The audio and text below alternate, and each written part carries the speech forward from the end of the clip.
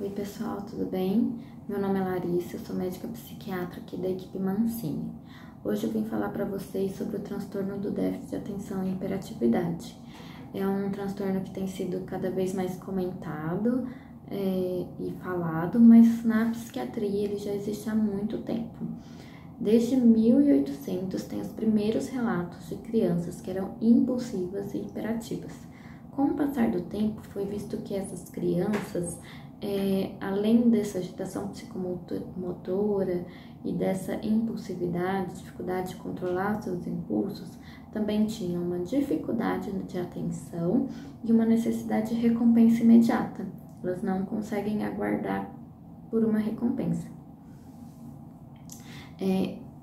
Esse transtorno atinge cerca de 6% das crianças e cerca de 3% dos adolescentes, e é maior, mais prevalente no sexo masculino.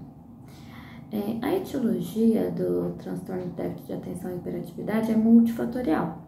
O que a gente tem mais conhecimento é sobre a base genética desse transtorno, que é responsável por até 76% dos casos. Então, crianças com TDAH geralmente são filhos de pais com transtorno de déficit de atenção e hiperatividade, que muitas vezes nem foram diagnosticados ao longo da vida. Outra coisa que é importante dizer é que o transtorno de déficit de atenção e hiperatividade é visto como um transtorno do neurodesenvolvimento. O que isso significa? Ele significa que está presente desde os primeiros anos da criança e vai ficar evidente com o seu desenvolvimento. Então, tem muitas crianças que no início da infância estão adaptadas a esses sintomas e ao longo que vão aumentando as exigências, por exemplo, na escola, é que isso vai ficando mais evidente, essas dificuldades dessas crianças, ok? Como é que a gente vai reconhecer o transtorno de déficit de atenção e hiperatividade? Pensando em pré-escolares, que são aquelas crianças de 0 a 6 anos, o que a gente vai ver na hiperatividade é aquela criança que é um turbilhão, que é ligada no 220, que é a 1000 por hora. Na desatenção, geralmente é aquela criança que não te escuta, você precisa chamar várias vezes, que se ela estiver muito envolvida na atividade dela, ela não vai te perceber. Que geralmente brinca de várias coisas ao mesmo tempo e não foca a atenção em uma só brincadeira. E a impulsividade vai ser vista nessas crianças como não ter medo, não ter noção de perigo, sair correndo para atravessar a rua. É claro que a gente fala, nossa, mas isso é natural para uma criança de 0 a 6 anos? Então, é o conjunto disso, a intensidade desses fatores e o prejuízo que está causando na criança que vai direcionar a gente para um diagnóstico do transtorno de déficit de atenção e hiperatividade. Quando a gente já pensa naquela criança dos 6 anos aos 12 anos, que é o escolar,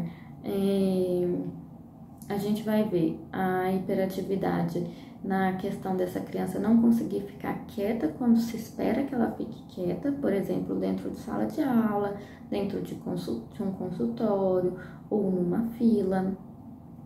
A desatenção a gente vai ver por uma capacidade baixa de focar em atividades, geralmente elas ficam focadas aí no máximo 10 minutos. São crianças que são caracterizadas como esquecidas, distraídas, desorganizadas, que muitas vezes perdem seus objetos de escola, seus materiais de escola, e também impulsivas, por não ter noção do perigo. Simplesmente desobedece regras sem pensar, mesmo quando é orientado. Isso é muito comum. Quando a gente pensa no adolescente com TDAH, a agitação psicomotora do adolescente, a hiperatividade, na verdade é vista mais como uma inquietação, uma dificuldade de permanecer longos períodos num mesmo lugar, numa mesma atividade, Ele também é desatento, então geralmente ele prende atenção, tem um foco menor que os seus colegas, mas isso vai melhorando ao longo do tempo. Então, se o escolar consegue manter as atividades por cerca de 10 minutos, o adolescente consegue manter aí por cerca de 30 minutos. A gente percebe uma maior desorganização na programação do seu dia, então eles acabam não tendo tanta noção de horário, às vezes atrasam compromissos. E a impulsividade também é essa questão de não ter noção do perigo, assumir riscos sem pensar, sem conseguir ponderar se vale a pena ou não.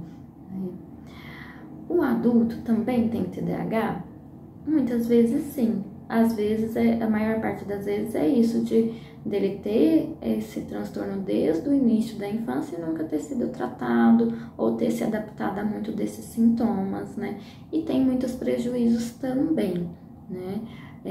A inquietação, a hiperatividade é mais uma inquietação interna, muitas vezes confundido com uma ansiedade. A desatenção é vista muito no trabalho, por exemplo, não consegue focar em detalhes do seu trabalho, não cumpre horários, não cumpre prazos, porque acaba tendo uma dificuldade de organizar sua rotina. E é mais impulsivo também de tomar decisão sem conseguir ponderar tão bem acerca da decisão a ser tomada, né? É muito importante dizer que essas crianças, adolescentes e adultos têm um risco maior de evoluir com outros transtornos mentais, por exemplo, ansiedade, depressão, porque muitas vezes eles são vistos como pessoas que não conseguem fazer suas atividades desde muito pequeno, então a autoestima dessas crianças e adolescentes já é ruim, consequentemente a autoestima do adulto com TDAH também é ruim, né? Outra coisa que eles podem se envolver com muita facilidade é o uso de substância psicoativa, justamente por essa impulsividade. Então, é muito importante o reconhecimento e o tratamento adequado, ok? Por hoje é isso. Qualquer dúvida, qualquer pergunta, é só deixar aí pra gente, tá bom? Que a gente responde. Obrigada, até mais.